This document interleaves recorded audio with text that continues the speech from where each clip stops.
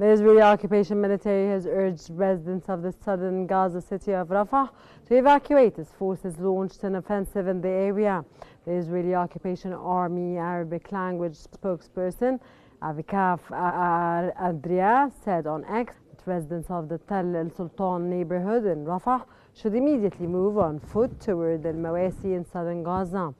He also urged Palestinians to leave the dangerous combat zone and relocate further north.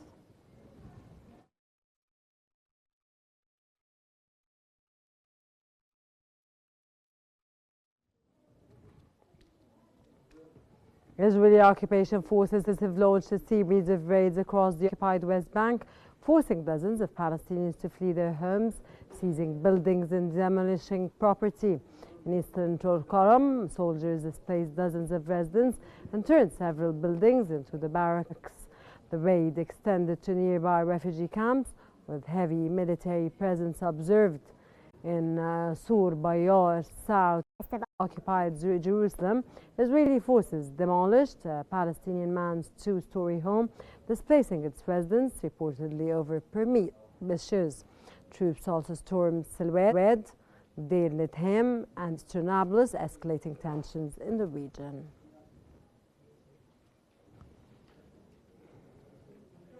Israeli occupation airstrikes have targeted the southern Gaza cities of Rafah and Qnews, resulting in multiple casualties.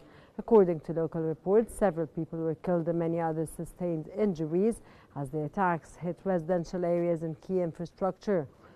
Salah el-Bardawil, a member of Hamas political bureau, was killed in an Israeli airstrike on Qnews in the southern Gaza Strip. Palestinian health officials stated that emergency responders were working to evacuate the wounded, but the ongoing bombardment complicated rescue efforts.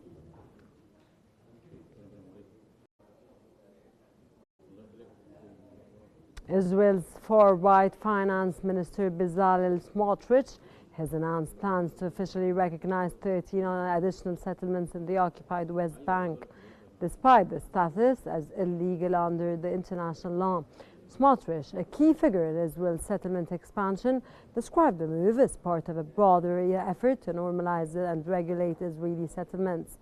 The far-right minister has long advocated for Israel's annexation of the territory. Last year, he pledged to bring 1 million new settlers to the West Bank, further fueling tensions in the region.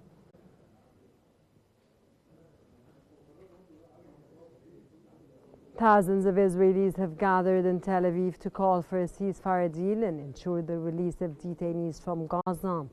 Netanyahu's decision to resume the Gaza war on March 18, while 58 detainees, around 24 of whom are believed to be alive, are still held inside the enclave, has added fresh momentum to anti-government rallies. Protesters have accused Netanyahu's administration of continuing the conflict for political reasons.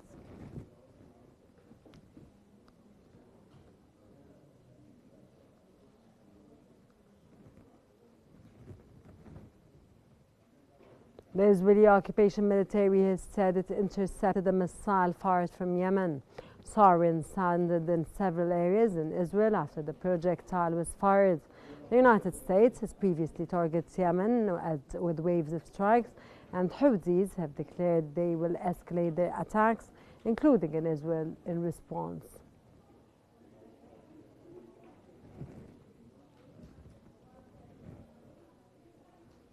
The Israeli occupation military has said it attacked 2 military bases in central Syria, claiming they hosted military strategic capabilities. Israel has been carrying out nearly daily airstrikes in Syria for months, resulting in civilian casualties and the destruction of military sites, equipment and ammunition belonging to the Syrian army.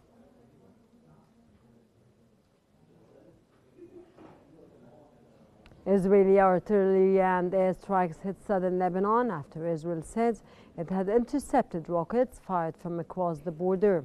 The Israeli occupation military said in a statement it was bombing Hezbollah targets in South Lebanon.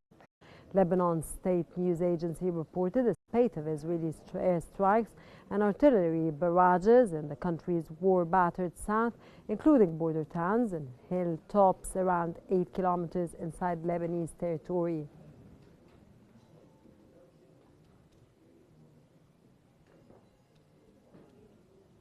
A Turkish court has jailed Istanbul Mayor Ekrem İmamoğlu pending trial on graft charges. The court said İmamoğlu, aged 54, and at least 20 others were jailed as part of a corruption investigation, one of two that were opened against him last week. The court decided to release the mayor under judicial control measures over a separate terror-related charge.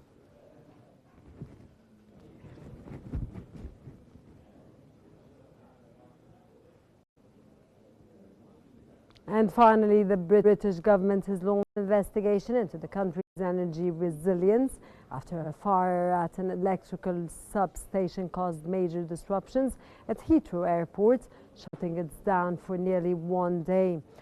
Heathrow has resumed full operations. Thousands of passengers remain stranded as airlines struggle to reposition planes, crews and flights. Severe disruption are expected to continue for days. Energy Secretary Ed Miliband has directed the National Energy System operator to urgently review the incident and assess potential vulnerabilities in the UK's critical infrastructure.